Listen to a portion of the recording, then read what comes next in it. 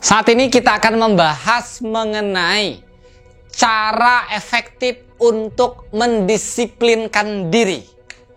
Nah, jadi teman-teman semua, saya setiap harinya bertemu dengan banyak orang. Dan kebanyakan di antara mereka bertanya tentang bagaimana proses untuk mendisiplinkan diri.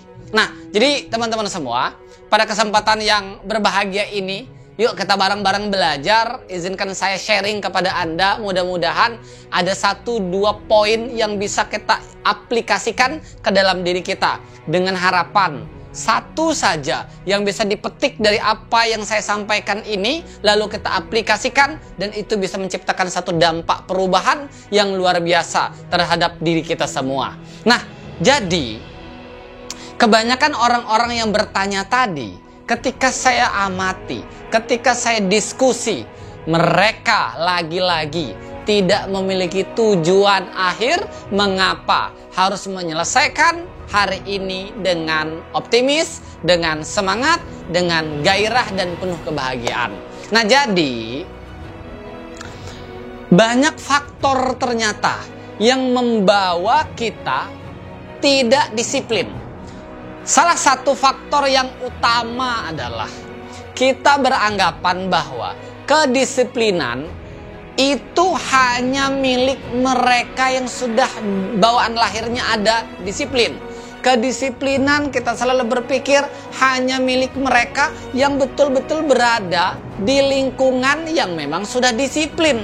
Namun kita lupa bahwa sesungguhnya kedisiplinan itu sama seperti skill.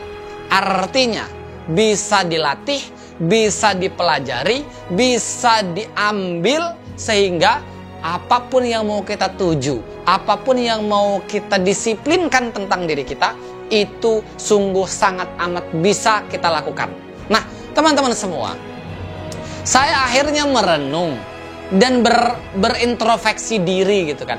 Karena kebanyakan di antara teman-teman saya beranggapan bahwa saya itu orangnya disiplin. Orang-orang di sekitar saya beranggapan bahwa saya adalah orang yang setiap harinya melakukan sesuatu dengan planning. Nah, untuk statement yang kedua, saya sepakat.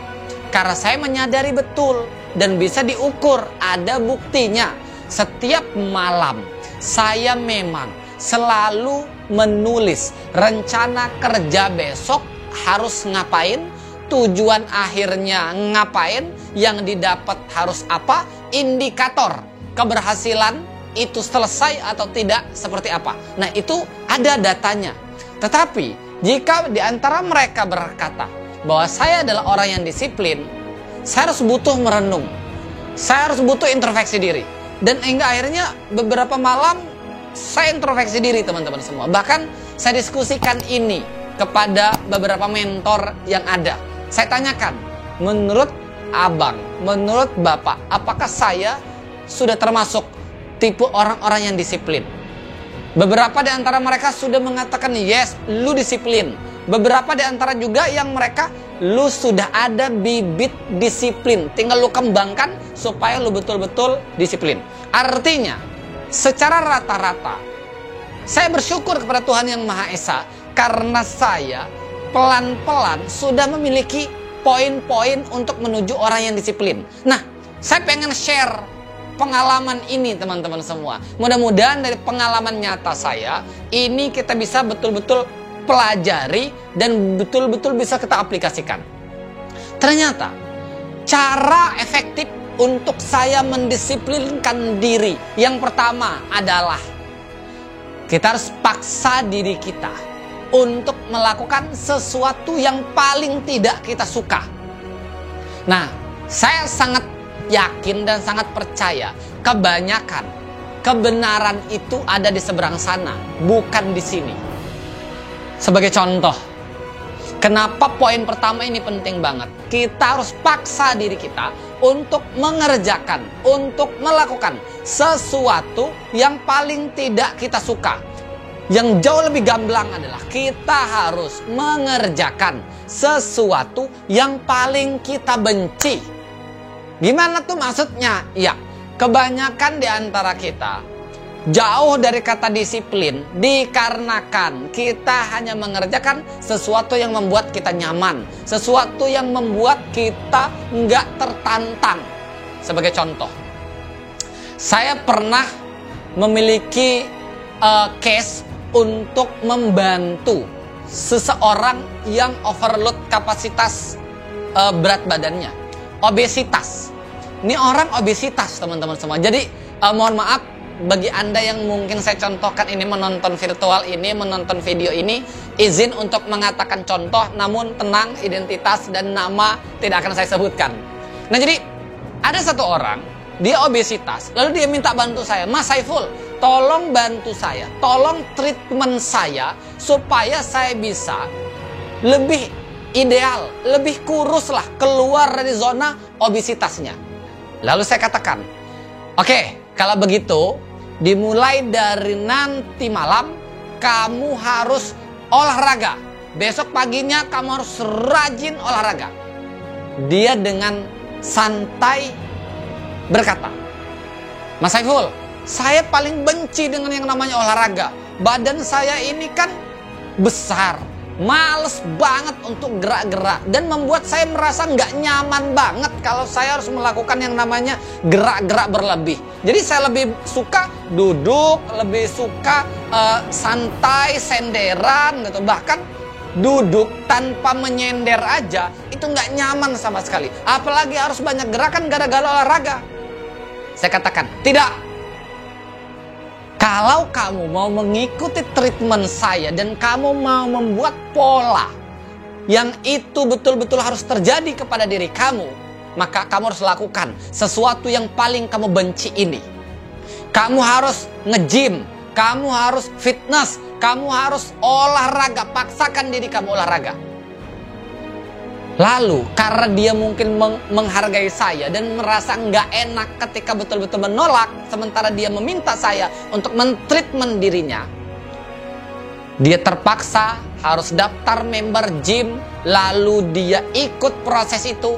Tahukah teman-teman semua, dalam waktu 3 bulan secara istiqomah dia lakukan ini, yang terjadi berat badannya sangat jauh menurun, sangat jauh berkurang. Semangatnya untuk olahraga jadi lebih terasah. Nah, di sini saya pengen katakan, untuk mendisiplinkan diri. Untuk mendisiplinkan diri, yang pertama, kita harus paksa diri kita untuk melakukan sesuatu yang paling kita benci, untuk melakukan sesuatu yang paling tidak kita sukai. Kenapa? Karena jika kita sudah terbiasa atas apa yang kita benci ini, atas apa yang kita tidak sukai ini, maka akan ada perubahan besar di dalam hidup kita. Dan ini yang selama 4 tahun terakhir sudah saya lakukan. Jadi teman-teman semua, itu poin yang pertama. Poin yang kedua adalah mimpi kita harus besar. Oke? Mimpi kita itu harus besar. Sekarang luangkan dulu waktu sebentar, lalu pikirkan sebetulnya apa yang betul-betul ingin kamu tuju. Apa sebetulnya yang pengen kamu harus capai. Nah, ketika begitu, mimpinya harus besar. Mimpinya boleh besar, keyakinannya boleh besar. Tapi treatmentlah sesuatu itu dari hal-hal yang terkecil supaya itu menjadi satu habit baru. Oke? Ketika udah menjadi satu kebiasaan yang positif, ketika kita memiliki satu kebiasaan baru, oke? Jadi tugas kita adalah memaksa diri kita untuk melakukan sesuatu yang kita benci. Yang kedua, kita lakukan hal-hal kecilnya untuk mendapatkan satu kebiasaan baru. Karena jika kita berhasil mendapatkan satu kebiasaan baru yang itu positif, saya punya keyakinan juga hidup kamu pasti akan berubah, hidup kamu akan terpengaruh oleh kebiasaan baru ini. Karena kita hidup berdasarkan kebiasaan kita. Nah, jika kebiasaan kita itu melakukan sesuatu yang produktif, maka sangat yakin diri kita akan mendekati hal yang namanya disiplin. Itu yang kedua. Yang ketiga, yang jauh lebih penting juga ini ternyata. Yang ketiga adalah kita tidak boleh mudah puas. Oke? Jangan terlalu puas terhadap pencapaian yang udah kita dapat. Oke? Oleh karenanya, jangan terlalu dinikmati, tetapi disyukuri boleh. Disyukuri boleh. Kenapa? Karena jika kita mensyukuri atas nikmat yang kita dapat dari Allah Subhanahu wa taala, saya sangat yakin betul Allah sudah berjanji kepada kita, barang siapa yang meyakini atas kehendak yang kupunya, maka betul-betul akan terjadi. Dan Allah juga sudah berjanji, barang siapa yang mensyukuri seluruh nikmat yang kuberikan meskipun hanya sedikit, maka aku akan berjanji. Ini kata Allah Subhanahu wa taala. Kata guru ngaji saya, kata beberapa mentor bisnis saya selalu menekankan ini. Bersyukurlah full. Karena sedikit saja yang kamu syukuri, Tuhan akan lebih memperbanyak nikmat yang akan kamu punya. Sedikit aja rezeki yang akan kamu syukuri, yang telah kamu syukuri, maka Tuhan Rob semesta alam itu akan mendatangkan rezeki dari arah yang tidak pernah kamu duga-duga. Sehingga ini poin ketiga, jangan sampai kita terjebak di dalam zona nyaman. Karena kemenangan dan kebahagiaan tidak akan pernah didapat dari zona nyaman. Nah, maka kalau mau terus tertantang, kalau mau terus bertumbuh, kita harus lakukan yang namanya perubahan dan keluarlah dari zona nyaman.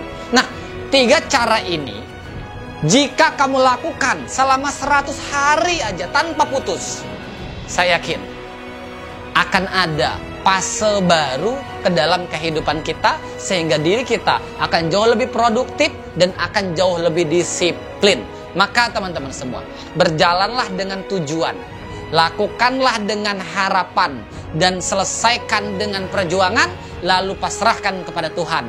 Hanya Allah lah yang memiliki skenario terbaik, karena sebaik-baik skenario adalah skenario Allah, bukan skenario kita. Bagi kita mungkin sesuatu itu baik, tapi belum tentu bagi Allah. Tetapi yakinlah, jika itu diberikan Allah kepada kita, sesungguhnya itulah yang terbaik bagi kita. Maka teman-teman semua, di hari yang indah ini, lakukan rutinitas kita, lakukan aktivitas kita dengan penuh semangat dan kebahagiaan. Karena kebahagiaan itu teman perjalanan menuju kesuksesan, bukan sebuah tujuan. Syarat untuk bahagia yaitu meringankan syaratnya sendiri. Jadi bahagia itu tanpa syarat. Bahagia itu tanpa syarat. Maka rendahkan syarat-syarat Anda bahagia, maka Anda akan selalu berbahagia. Karena itu yang sudah saya lakukan. Saya melakukannya dengan berbahagia, saya mengakhirinya dengan bahagia, dan saya bersama kebahagiaan itu secara terus-menerus. Lakukan yang terbaik teman-teman semua, karena saya yakin apa yang kita kerjakan hari ini akan berdampak di masa depan kita. Karena kita hari ini hasil daripada produktivitas kita di masa lalu. Oleh karenanya, yuk sekali lagi, nggak ada pilihan untuk kita. Jika kita menginginkan masa depan yang lebih baik, kita harus lakukan yang terbaik untuk hari ini. Karena kesuksesan itu diperjuangkan.